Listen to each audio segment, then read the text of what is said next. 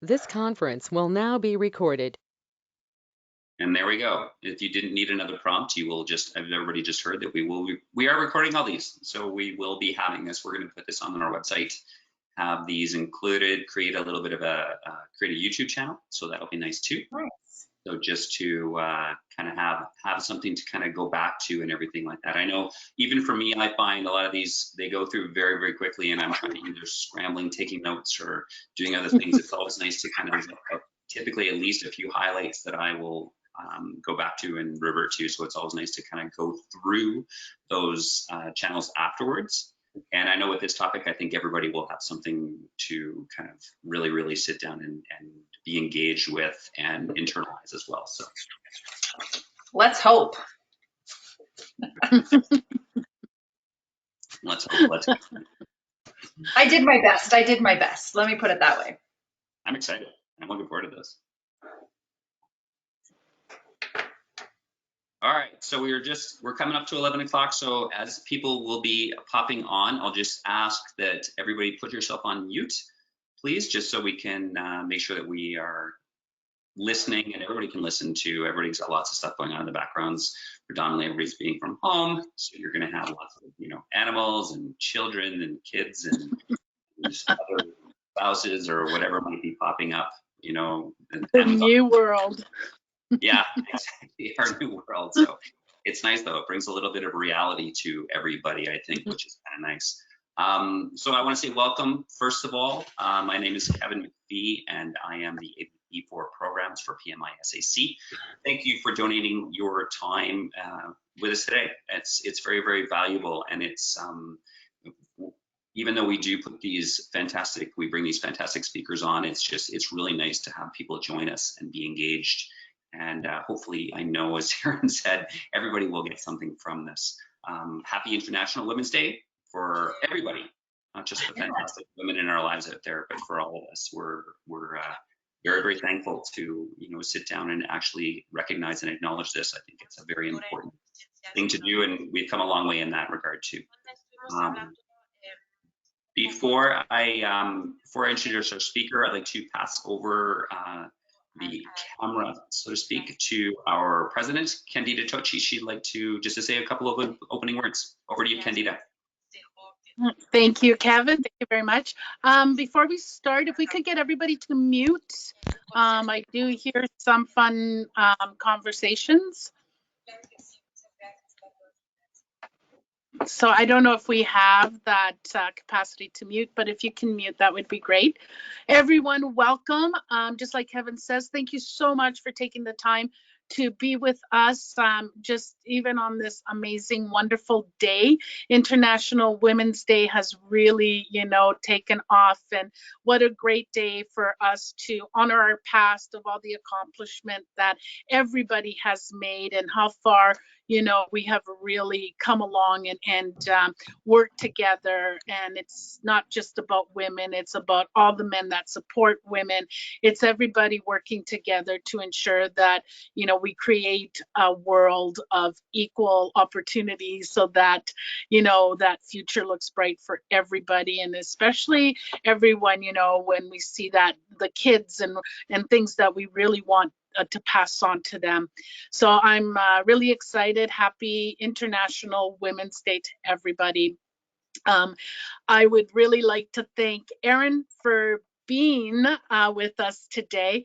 I have followed Erin now for a few years. I met her actually through PMI. She spoke with us a couple of years ago and have pretty much, I don't think she's been able to shake me off. I brought her to speak in for a couple of things, got her engaged in even more things. So just, really, really know that you're going to really enjoy this session. So enough about me talking about her. We're going to turn it to her so you can see for yourself how wonderful she is. So thank you very much, Erin, for being with us.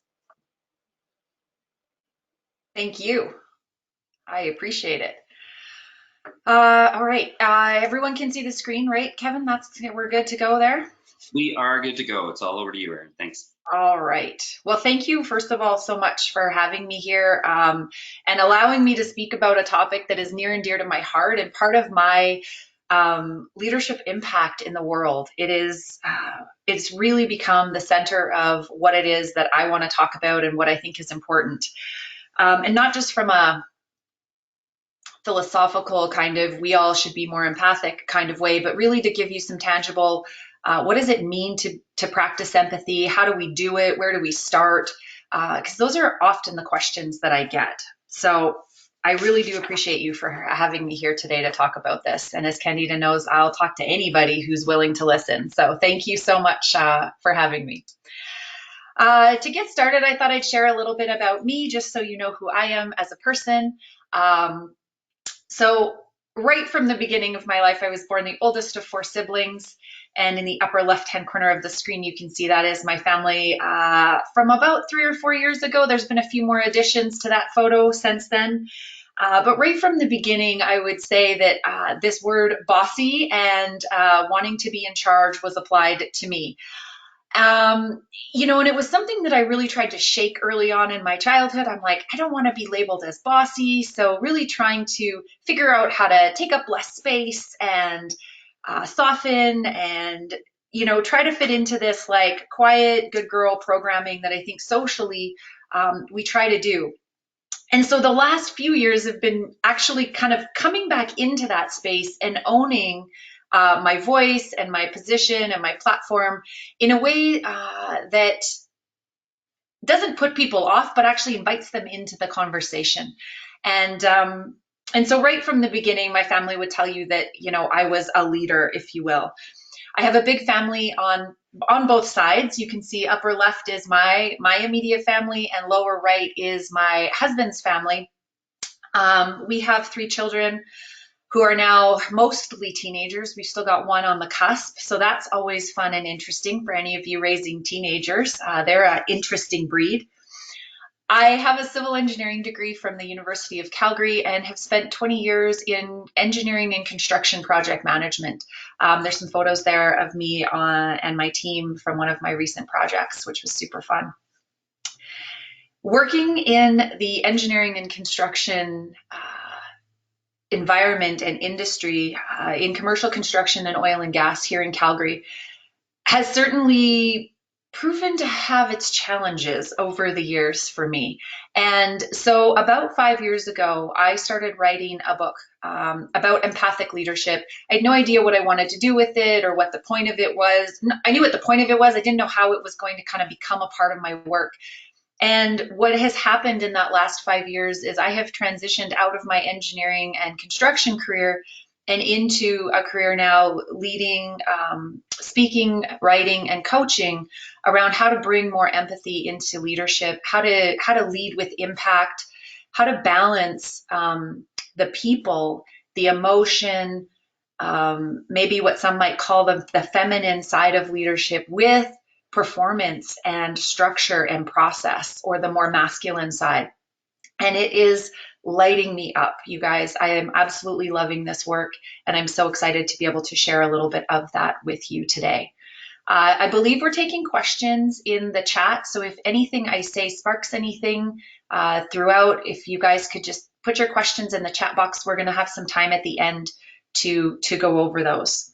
So I am passionate about empathy and leadership. I'm passionate about International Women's Day for a number of reasons. But really, first and foremost, I want to leave a different future for my kids, both my sons and my daughter, and my potential grandchildren, but definitely my nieces and nephews, and all of those that are kind of coming behind us, if you will, because I'm so grateful for the work that was done by the people that came before me. So let's talk a little bit about how we got here. I want to just kind of ground us into why do we celebrate International Women's Day? What's really going on? So in the late 1800s, kind of into the mid 1990s, we really saw this movement of equal work for equal pay. Women, most women got the right to vote, although it wasn't until the 1960s that women of color got the right to vote. And all of that came about because the people in power granted us women the ability to do that, right? And so when you think about what it takes to make change, it takes those of us with power, with platform, with position. It takes our efforts to change the rules, to change the paradigms, the processes, the structures that are there to make way for other people. And so that's kind of where we started. In the mid 1970s, we had this like real feminist movement around inclusion, influence, equality. That's where a lot of this conversation that we're having today started. In the 1980s, we had this Fix the Women movement, right? Be confident, fit in, act like men, big shoulder pads. Some of us will remember, I know, from the 1980s, movies like 9 to 5, things like that, where it really was, if women are going to be in the workplace, then they needed to be fitting into that predominant culture, which was largely built by men. So that was kind of a fun decade. Then we had the 1990s where we really started to change the conversation, and we said, maybe we don't need to fix the women. Maybe what we need to do is change the organization. Maybe we need to actually make our organizations appealing to women. Maybe we need to talk about what's going on and learn and try to understand how do we actively include people, women, in the workplace. So there was conferences and networking groups and employee resource groups set up to really try to get in and start to change some of these structures and organizational processes and procedures. Then we entered into the 21st century, and really now the expectation is that there is equality. That is what that's the kind of new bar that has been set. We've seen movements like Me Too, Time's Up. Diversity and inclusion is a big topic. Most organizations, if they don't have a specific person or group of people working on diversity and inclusion initiatives, they will have employee resource groups set up to tackle that. And we're now starting to have this conversation around belonging, where we want everyone to feel like they belong. So this year's topic is Choose to Challenge. So every year, International Women's Day has a topic that we focus on. This year, it's around choosing to challenge, whether that's bias, behavior, processes, or inequalities that we still see. That's really kind of what we're being asked to reflect on and think about how we are going to choose to challenge whatever it is we see or encounter in a way that will lift women up and move us towards the equality that we all expect. So I'd like you to just kind of keep that in mind as we move forward. The World Economic Forum usually puts out a gender gap report every year or every 2 years. The last one was done in December of 2019. And so these are some stats from that 2020 report. The top country leading gender parity still remains Iceland. They have had this for now over a decade. We're making strides is basically the bottom line. Of the 149 countries that are ranked, 101 have improved their scores over the 2018 index, which is great, and 5 new countries have joined the rankings. We've seen a 3% year-on-year improvement in the top 10 percentile, which if you think about rate of change and some of the things that I'm going to talk about on the next slide, 3% is actually a really big improvement. And what's really interesting is that 35 countries have now achieved gender parity in education. So the World Economic Forum report looks at political and organizational participation, education, healthcare. It looks at a bunch of different metrics when it talks about gender parity, and closing this education gap is a really important one because that's sort of the precursor to getting women into politics, getting women into healthcare and leadership positions. It starts with that foundational piece around education. Now the flip side, there is room for improvement. Not a very fun stat, but based on our current rates of change across the world, it's actually, we're not making progress as fast as we have in the past. Based on current rates, they are projecting that it will take 257 years to close the gap globally. So some countries are still quite far behind. What's interesting to me in this stat is North America is actually almost about 150 years to close the gap, where you would think that that would be much smaller. But there are countries that are on pace to close their gap in like 20 years. So North America, they don't break down Canada in that ranking, but well, they break down Canada in the ranking, but they don't give us a closure rate. So they combine it into North America, which is kind of interesting to me that we're not one of those countries that's going to do this in a relatively quick time frame. So that kind of gets me fired up. So as we know, the world is kind of populated. There's slightly more women in the world than men right now, but only 55% of women are engaged in the active labor market as opposed to 78% of men. And we're going to talk about the impacts of COVID on those numbers here in a minute, but it's not a good one. There are 72 countries where women are barred from opening bank accounts or obtaining credit still today, in this day of age. I was floored when I heard this. I can't imagine. And what's interesting, we were talking before the meeting or before the session got going here about, you know, my kids are working on this grade 11 project about historical moments. And, you know, so we had some conversation around, you know, women couldn't own land, women couldn't open bank accounts. And, you know, my kids and even myself, I can't imagine this time, even though my grandparents were born in the time where that all kind of came to be. There are still countries in the world where women cannot have bank accounts. They can't get credit. They can't own things. So there's still so much work to be done. And unfortunately, there is no country in the world where men collectively spend the same amount of time on unpaid work as women. This is, you know, domestic work, emotional work, all of the things that we do that could easily be a full-time job that we don't get paid to do. And so that's concerning and something we need to pay attention to. So what about the impacts of COVID-19? Because this has been a really interesting lens over the last year. While it's been challenging for everyone to work, and I think we can all agree on that, COVID-19 has definitely changed everybody's life. I don't think there's anybody who has not been impacted by it.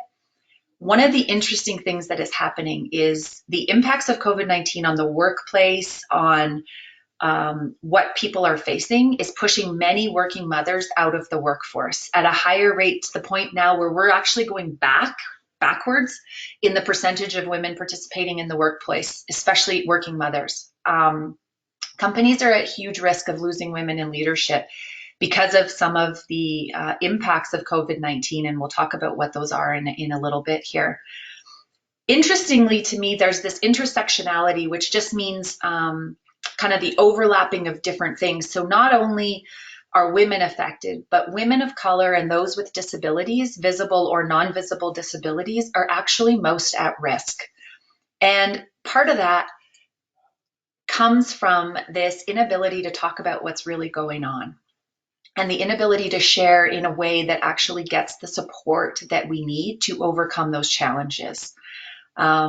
And this, if you want to dive deeper into this work, there's about a 20-page report called the Women in the Workplace Report by McKinsey and Company. So you can just Google that. It's a PDF that's available to download.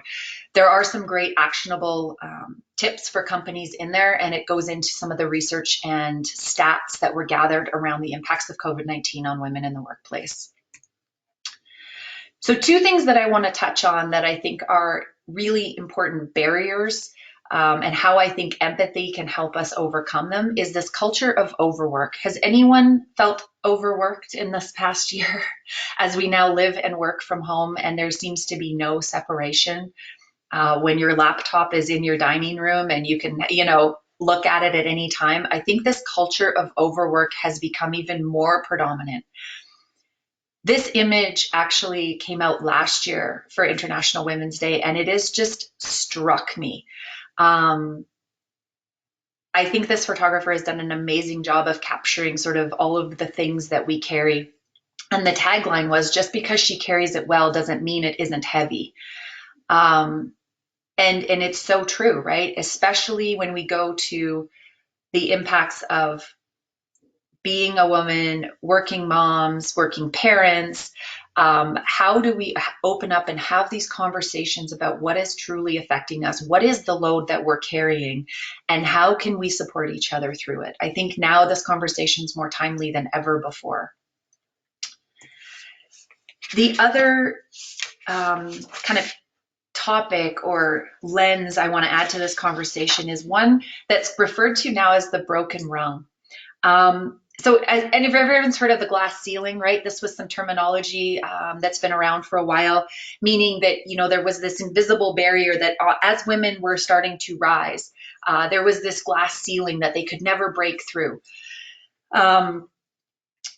And then after that was around for a while, they said, well, you know what? Actually, maybe it's not a glass ceiling that women can't break through. Maybe it's a sticky floor. And they can't actually get off the, individual contributor level, right? Their feet are actually stuck to the floor. So we had this change in terminology around a sticky floor. And now what, the research and the data and everything is proving to us is actually there is this broken rung. It's not that there's a glass ceiling, and it's not that our feet are stuck to the floor. It's that the biggest obstacle that women face in the workplace is that first step into the first leadership role. Being given that first opportunity to get in and lead. And that is where we see the pipeline drastically change. So if you were to look at a pipeline of, who's in the workforce, men and women would be very equal at the frontline contributor levels. There's a little tiny bit more men, but it's barely noticeable. It's very marginal.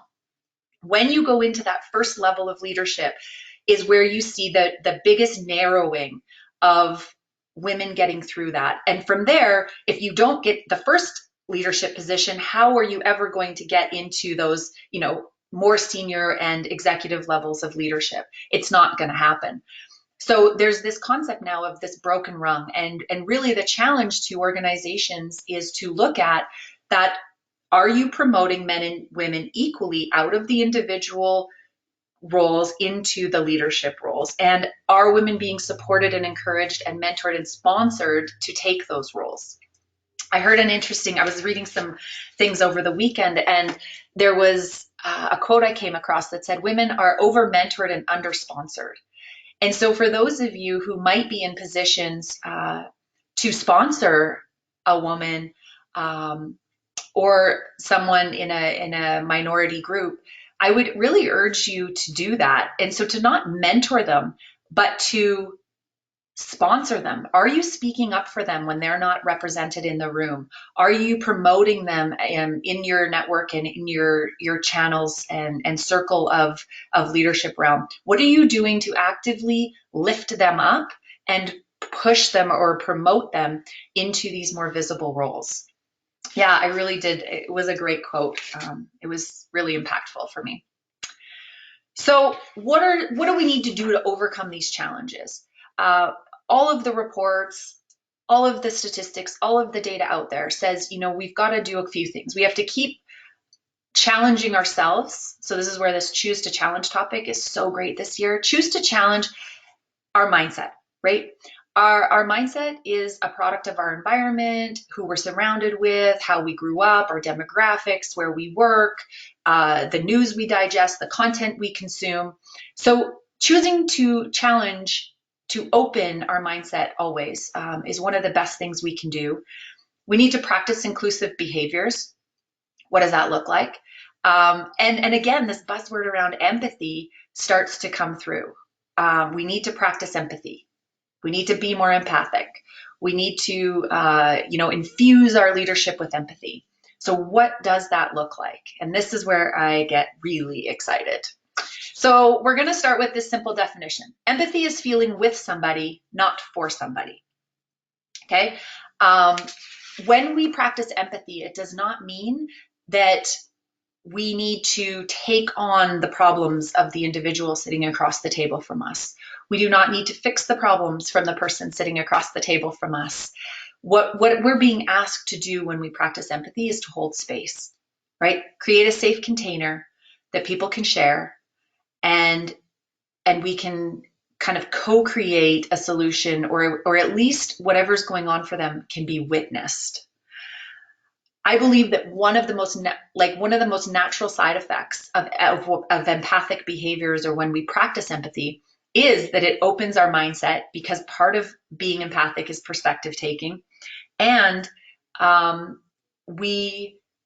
it naturally, when we practice our empathy skill set, we are being inclusive in our behaviors.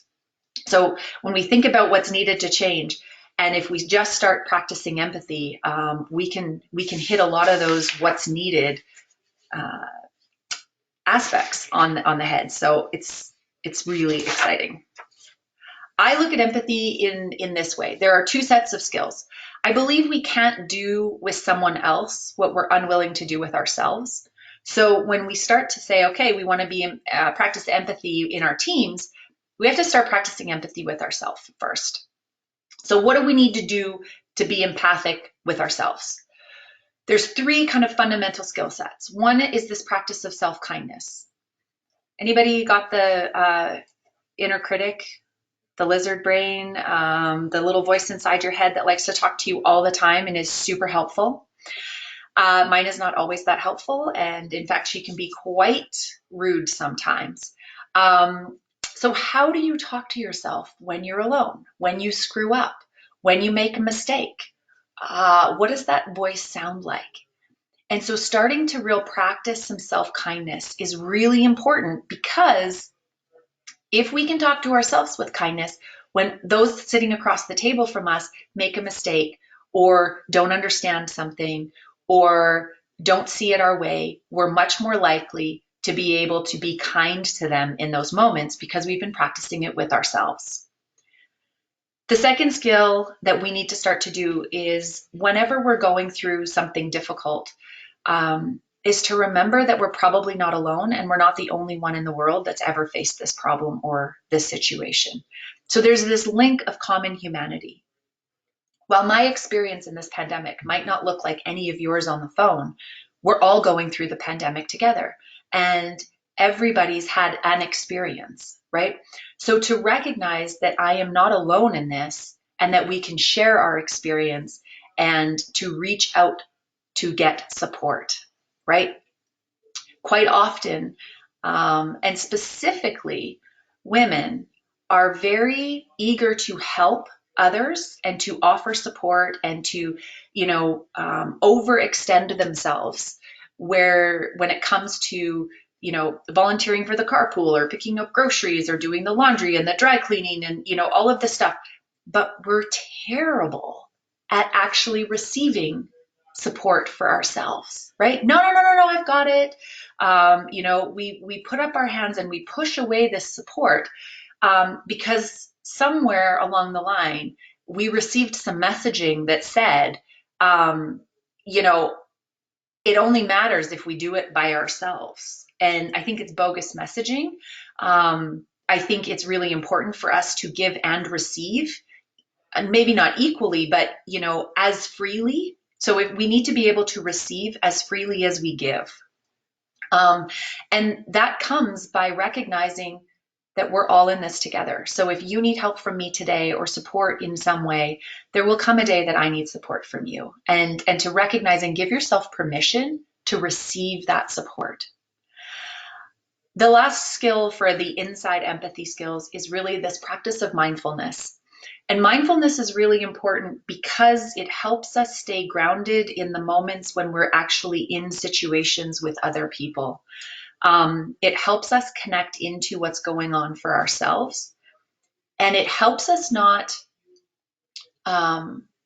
over exaggerate the negative or the difficult feelings and downplay the positive or joyful or happy emotions. Mindfulness is a practice of just recognizing what is and allowing it to be without this overinflation or this subduing of the situation. And that's really important because we all have emotions, and it's important that we're able to express them and to not try to get rid of them. Remember, if I say anything that's got questions, you guys can just put them in the chat and we can talk about it at the end. Outside empathy skills. So now we're getting into the practice of, I'm going to sit across the table from somebody and I'm going to demonstrate my empathy skills, and I'm going to practice empathy with them. So the first one is this ability to take their perspective. Now, this gets difficult, and this is a whole 2-hour workshop that I do, so I'm going to try to, condense this into the next 15 minutes.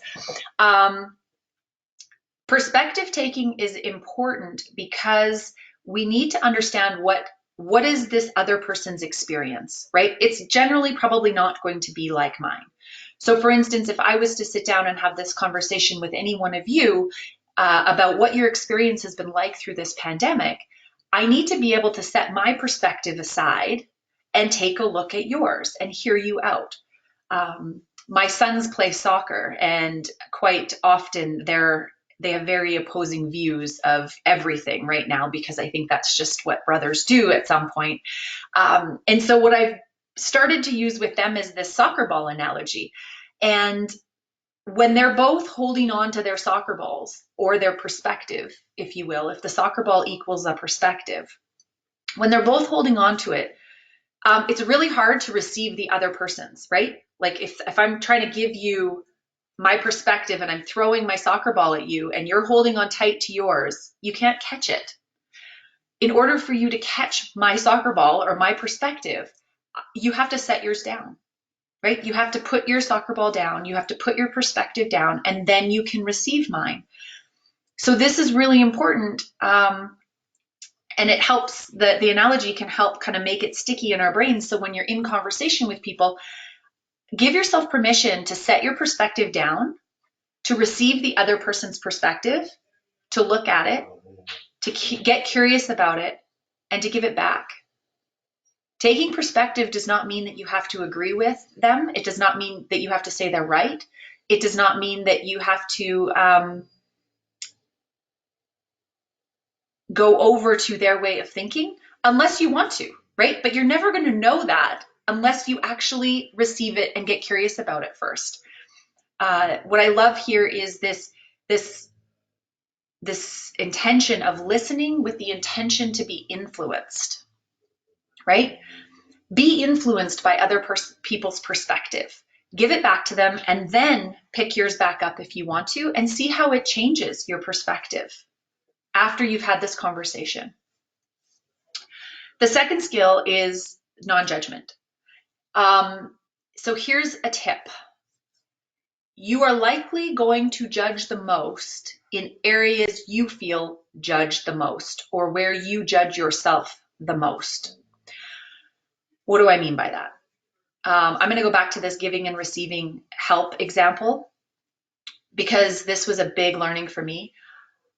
I always judged myself the most in areas that I needed the most support, because I thought, again, this programming I'd received that said I needed to be able to do it all myself.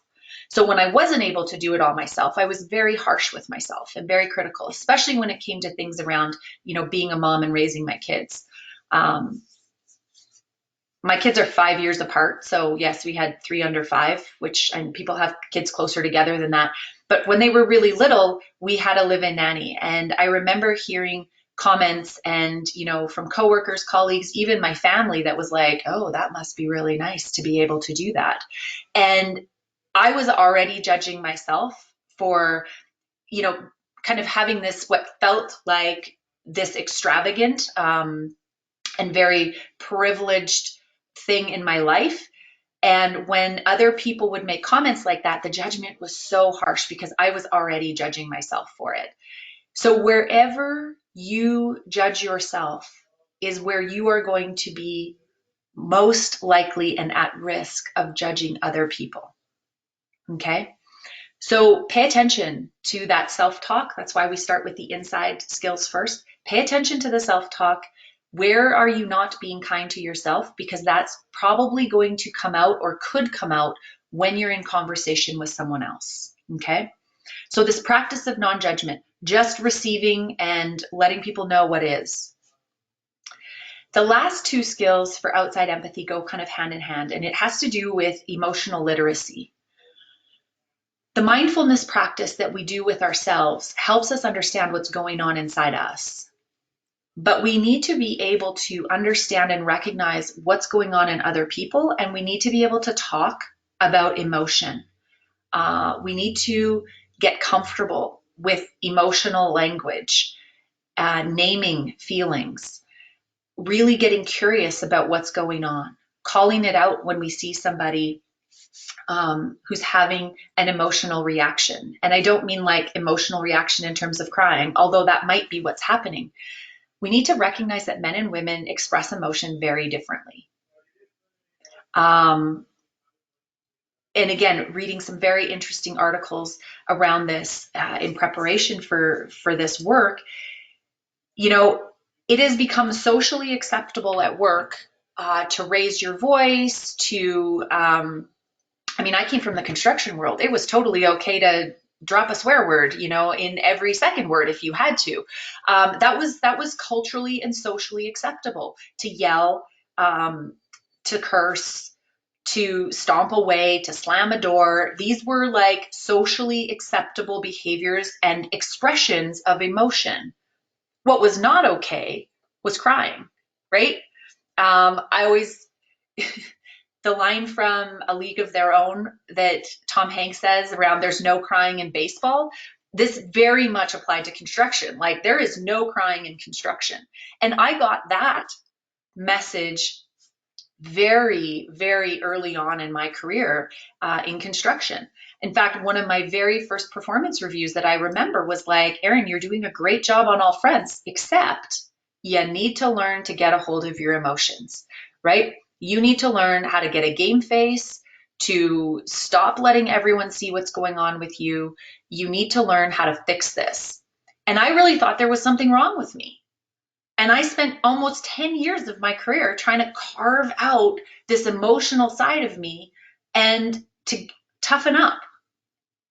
And then I realized, if I need to get rid of this thing, then I'm probably not going to stay in construction for very long, because I needed that emotional side of me to raise my family and to lead these teams and to be successful in my leadership role. So for me, it became, rather than get rid of it, it became understand it. How do I use it? How do I get okay with expressing emotion? And the muscle I had to build wasn't hide away your emotions and, you know, push them down and make them small. It was, how do I get okay with building up and expressing emotion in a way that feels authentic to me, that I can communicate it with. And if I shed a tear or two, that's okay, right? It's not my job to make other people comfortable with my emotional expression. It's my job to do it respectfully and authentically and as clearly as I can, but it is not my job to make you comfortable. That's your job, right? We all have to work on getting comfortable with emotional expression because we are human beings and we have emotions. I often refer to emotions as our GPS system, because if we can really get in and understand them, they will tell us where things are off or where we're headed in the right direction, right? When we pay attention to what feels uncomfortable or maybe, uncomfortable or, there's a word there I'm looking for and it's not coming. It'll tell us that there's opportunities for growth and for learning and for more discovery. And when we pay attention to the emotions that are like, yeah, I want to feel more of this, we can then figure out what's causing it and take action to create more of that in our life. So really developing this emotional literacy and understanding emotions and learning to communicate emotions is foundational for solving some of these really big problems ahead of us. So if that's what empathy is, where do we go wrong when we start to practice it? So here's some of the things that we see. We see that instead of being empathic, we offer sympathy, which makes actually When we offer sympathy, like, oh, you poor thing, I'm so sorry you're going through that. Does anyone else hear the tone of judgment that's in that statement, right? It's like when I hear that from other people and I'm going through something difficult, it's like, oh, well, maybe I should have done something differently that would have not led to me going through this difficult thing. So there's a tone, an underlying intention with sympathy that comes across as being judgmental. So you want to watch the sympathy reaction. If you're trying to be empathic, you want to just recognize what it is, right? I can see that this is difficult for you. That's a simple enough statement. We react with disbelief, blame, or comparison. So what do these sound and look like? Disbelief. Oh my gosh, I can't believe that happened to you, right? Again, tone of judgment. We look for someone or something to blame. Well, it's not your fault that this happened to you. It's, Sally or Joe or the system or the structure or the process or the project or the client, right? We look to blame somebody, or we compare. Oh, that's not so bad. You should see what I'm going through, right? Anybody ever done that? Where, you want to try to make them feel better by saying it's not that big a deal, but really what you're doing is, again, passing judgment. So most areas where we go wrong when we try to practice empathy is our statements and our actions and our words have this underlying tone of judgment to them. The next one where we go wrong is we try to minimize the emotion and the feelings based on our own experience. And maybe we would have a different reaction to it. Just because I would react differently to it doesn't mean that your emotion isn't 100% honest, true, and authentic for whatever it is you're going through. So when we start to practice empathy, we want to be careful that we don't minimize what it is this person's feeling or going through, because what they're looking for most is to be witnessed, right? We just want to be seen. I want somebody to see how uncomfortable this is, or to see my joy, to see my sadness, my grief, whatever it is. We're just looking for somebody to witness it. So be careful not to minimize those emotions and feelings that people do share with you.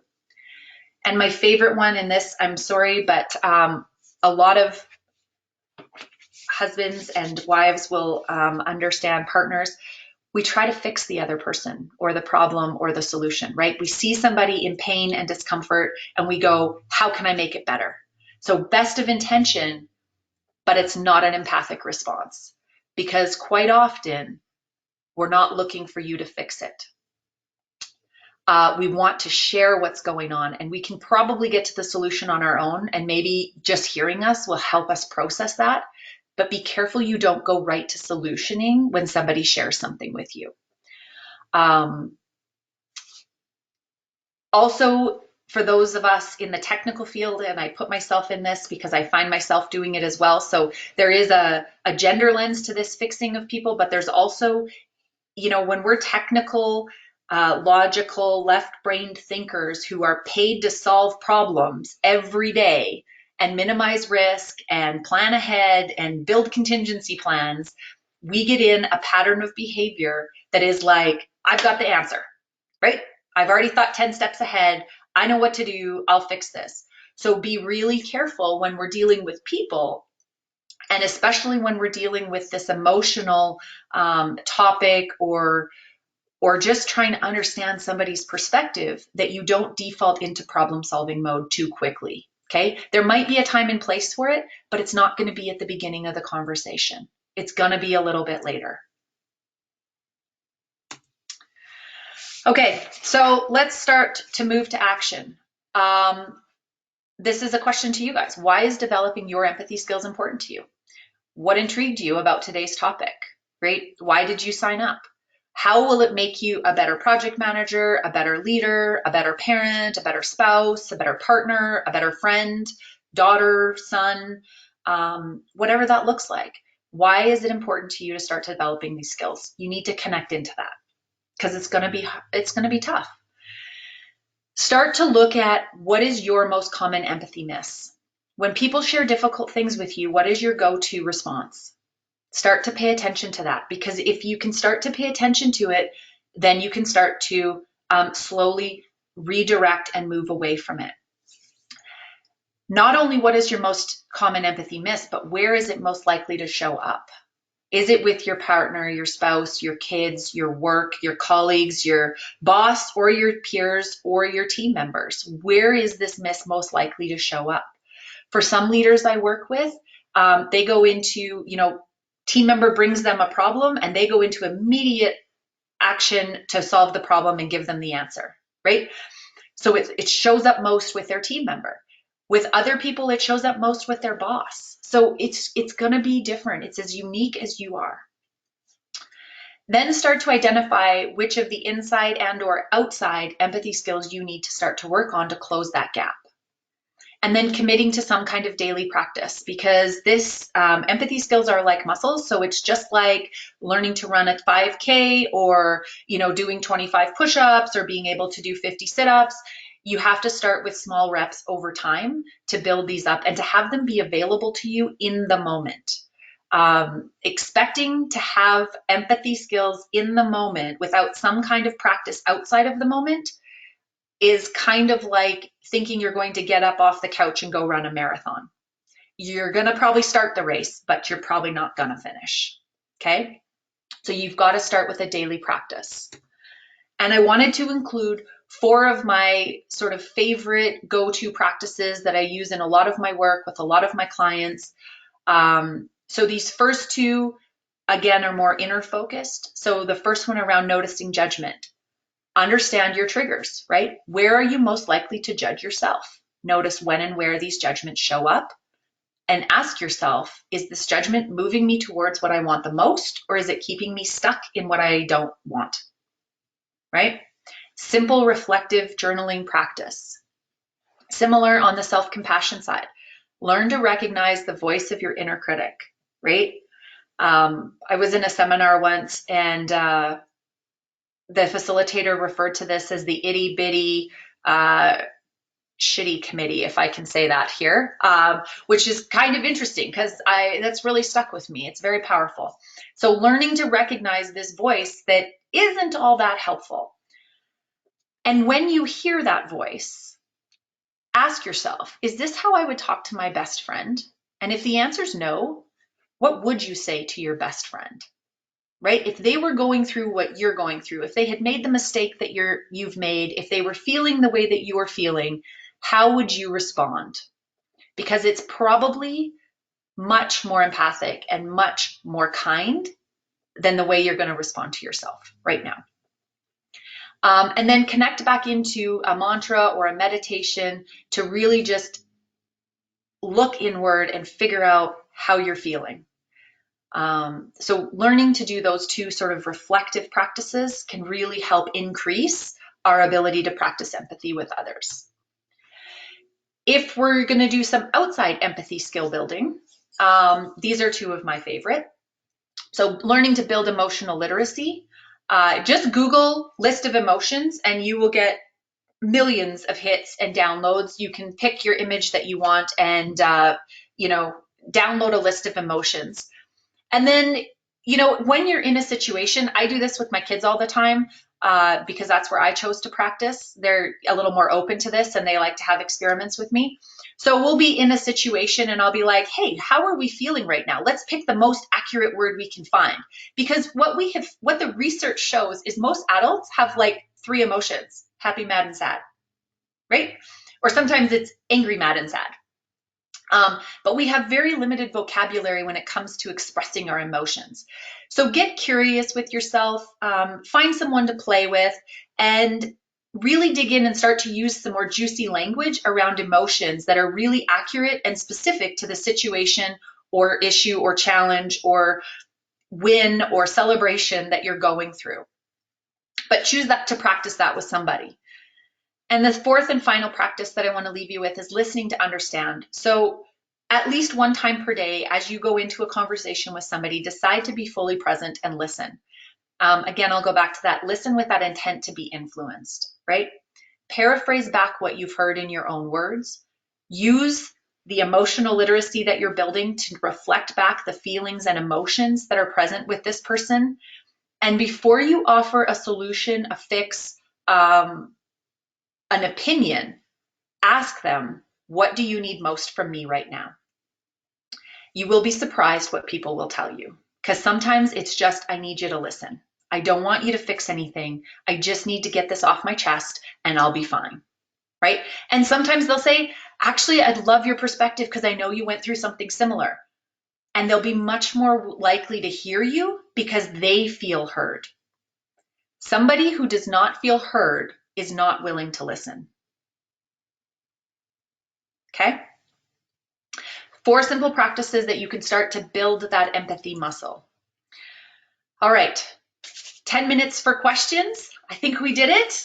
We're doing okay, aren't we, Kevin? Yeah, we're in great shape, actually. Awesome. So, a couple different ways we can do it, guys. If you want to just put the your questions, if you have them, in the chat, or you can actually just jump up off your mic, and I'm sure Erin would be amenable to answering either way. Yeah, for sure. I'd love to take your questions or even thoughts, like what resonated with you? What, as you sat here and listened to this conversation, you know, what are you going to choose to challenge? Keeping on our International Women's Day theme, you know, when it comes to this topic of infusing a little bit more empathy into your leadership. I have an initial question, because I know that you and I spoke previously, Erin, about you know, because you come from an engineering background, you talk about your construction background, where a lot of this was, you know, the emotional intelligence, real almost taboo. How did you make your shift, and how would you suggest others to start down this empathetic path, I guess you could say? You put a lot of really good helpful hints in there, but a lot of people, I think, are probably in that same situation. And where do you get started? Like, how did you get started with this? Yeah, good question. So for me, it really, it's funny because I started to work to actually get rid of the emotion, right? That was already present and felt really erratic and very, like it would take me off guard, right? I would be fine. And then all of a sudden I'd be in this big like construction meeting and I'm crying and I'm like, oh God, that's terrible. How do I get that under control? And it was really through that pursuit to find my game face and to toughen up that I started to do the work to understand what those emotions were, what they meant. And then it was interesting because as I started to get kind of some insight as to what was going on inside of me, those emotions weren't as explosive because I now had ways to express them. So I had my go-to people that I talked to. I had some practices, some of these reflective practices like journaling, like meditation, you know, lots of additional support in terms of, you know, coaches and therapists and things like that over the years that have helped me understand and process them. But it was really through that exploration of like, how do I get rid of it, that I actually learned to understand it. And then what was interesting was I started to notice that as I practiced those same things with other people, my ability to influence change, to develop my team members, to get the results that we needed, like went through the roof. And it was like, that's really when the light bulb went on, that was like, oh, I can actually use this emotional intelligence for good and be able to bring my team along and care about them, but also care about where we're going. So now we had people and performance together. I think I'm going to be the same as Elvira was just talking about. I'm going to start talking about use the emotional language. And, Yeah. wow, my daughter at the table, she's going to look at me and go, what? Where did you come from today? So there you go. Well, it's true. And, you know, Kevin and I, we were talking before, we both have 16-year-old daughters. They're like a hotbed of emotion. So yeah, right. Getting them to understand and connect into and name what's really going on will provide a foundation for her for years, which is fabulous. Yeah, it's true. And I think that too, and like you touched on also, is it'll help us sort of get in touch with ours, because a lot of us, you know, and I listen to this presentation and I just go, so much to take away from it, and it's kind of like weeding it down a little bit and saying, okay, where do you start? And I Yeah. think that could be, an interesting piece for everybody. It's, how do you get started on this, this EI path, I guess you could say. Chris, I love your comments. Thank you for putting that in there. Yeah, it's not going to be a fun path, because I'll tell you right now, unless you're willing to like excavate a part of your brain, you're not going to get rid of your emotions. They're going to be there. They're actually very necessary for our survival. And I'll share this with you. A couple of years ago, I went through a 360 like leadership review process in my corporate job. And what was really interesting as we debriefed our results as a leadership group, all of the women had language in their reports around, being emotional and having this ability, like not showing it on, like not wearing your heart on your sleeve, and really this kind of this, people wanted us to toughen up a little bit, right? The men in our leadership group had language like, you're so passionate, you can always tell when something's important to you. And it was really interesting. And we had this really amazing conversation around, when we cared about something, if I cried and you yelled, it was okay that you yelled, but not okay that I cried. And that's what I think we have to choose to challenge is, I don't care how you express the emotion. If it is respectful and authentic to you, express it, right? That's what we have to get better at, is making it safe for everybody to express their emotion. Do you think we're making strides in that area? Like what initially when you started doing this and you were in construction and engineering, it must have been a really, really tough nut to crack. Do you find it's lessening nowadays, or do you find that these are still very, these pieces are still there? Yeah, I think they're definitely still there. It's going to take a while because they're so culturally ingrained. I do think we're making strides. Here's the difference. We're open to the conversation today, right? Which we usually kind of weren't. Like, when I started in construction 25 years ago, emotional intelligence and feelings were like nowhere to be found. Yeah. Right? So we're making strides. It's how do we put it into practice? And it's going to take all of us, right? It's going to take the men in the room and the women in the room to call out this, the behaviors we see, to put names to them, and to make it okay for people to have emotion. Very true. Erin. We're coming up to 12 o'clock, just to sort of be cognizant of the time for those of you that have to jump off. But Erin was very, very amenable and said she was able to stick around. If anybody else has any other questions or comments even, want to throw them in, we can certainly talk about a lot of different things. Like I said, I think the general gist I'm getting from the chat line is that everybody has some stuff to kind of take away and really think about too. And I think the big thing I know for me is to be very cognizant to this and not let it slide. I think, to the points of what Erin talks about is, we really need to keep pushing and be mindful of it and not let this dissipate in any way, shape, or form. Thanks for the comments, you guys. And I think somebody did have a question. Hi, can you hear me? Yes.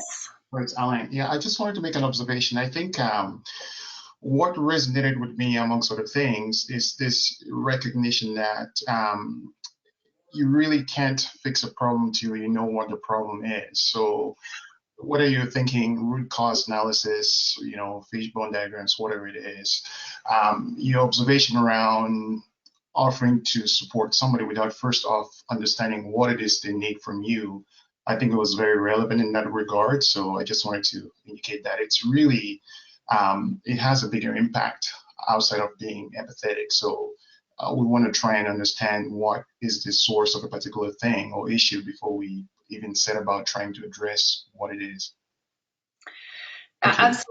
Absolutely. And, this is where, I think this is where we see that layering effect that COVID's had, because it's impacted us all so differently that when we try to do broad brushstroke policy and procedure changes to support people, we often miss the mark, because everybody's had such a different experience and is dealing with something totally unique in their life. We really have to have more conversation, be more willing to listen to different perspectives before we try to fix the problem. Absolutely. Thank you. Oh, you're welcome. Thanks, Jim. Thanks, Natalie and Angela, for the great comments. And it's true. I like what Gurjeet said as well, as bring your whole self to the table. Yes, It's so very true. it is. And hasn't COVID just opened everyone's world up to them whole selves? I mean, most of us have had kids off the background, pets coming in.